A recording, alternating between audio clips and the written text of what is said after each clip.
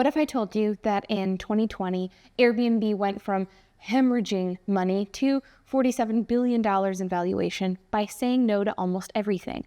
Or that Steve Jobs transformed Apple by cutting their product line to 4 items. We're talking about strategic rejection, the discipline of turning down good opportunities to make room for great ones. Warren Buffett puts it perfectly. The difference between successful people and really successful people is that really successful people say no to almost everything. But here's what's wild.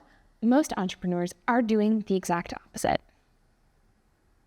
Look, we get it. When you're building a business, every opportunity feels important. Every partnership, every potential client, every new idea, they all seem like they could be the thing that finally moves the needle. But here's what the data tells us. Research shows that businesses risk losing 40% of their profits through poor decisions.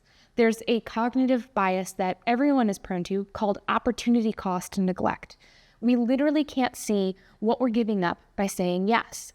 When MIT researchers made opportunity costs explicit in studies, people made dramatically different choices. Your brain is wired to focus on what you gain, not what you lose. The companies that make it practice focus, and focus, it turns out, is largely about what you choose not to do. Let me give you some real examples of what this looks like in practice. Reed Hastings at Netflix killed a hardware-based streaming project they were working on in December 2007, weeks before launch, despite years of development. And why? It didn't align with their core streaming mission. That decision freed up resources for original content. Brian Chesky at Airbnb cut everything except development and improvements in their core home sharing platform in May 2020 when COVID hit. They recovered within months and went public at a $47 billion valuation. And these weren't easy decisions, but they were clarifying ones. We've created a simple exercise to help you figure out where your focus should really be, plus a free worksheet to walk you through it step by step. The strategic focus exercise.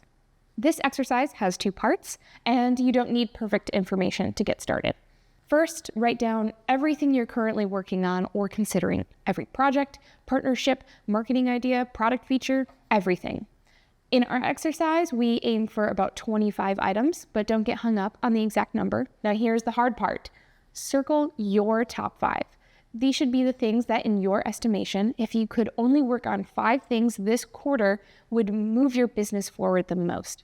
Everything else, those aren't just lower priority. This is the start of your distraction list, the things that feel important but are actually keeping you from focusing on what matters most. Now, you may have heard this called Warren Buffett's 25-5 rule.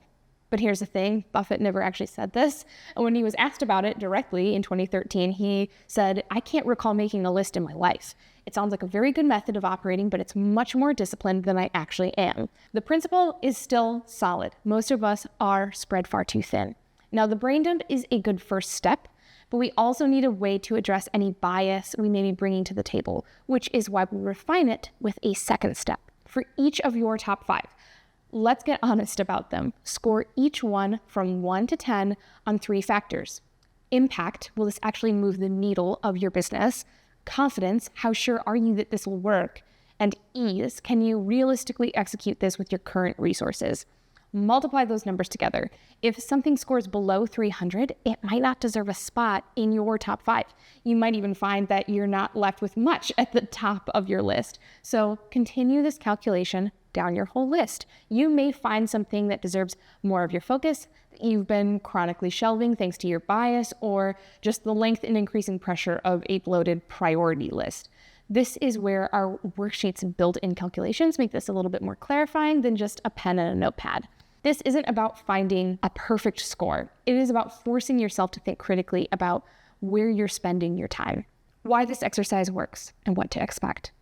Now, here's what this exercise will and won't do for you. What it will do, it'll help you see your business more clearly, reduce decision fatigue, and free up mental space for what actually matters. What it won't do, it won't solve all your problems or guarantee success. You'll still have plenty of work to do on those top priorities. Think of this as a regular business check-in, like updating your business plan. Your priorities will shift as your business grows, so plan to revisit this every few months. Here's how to actually use what you discover.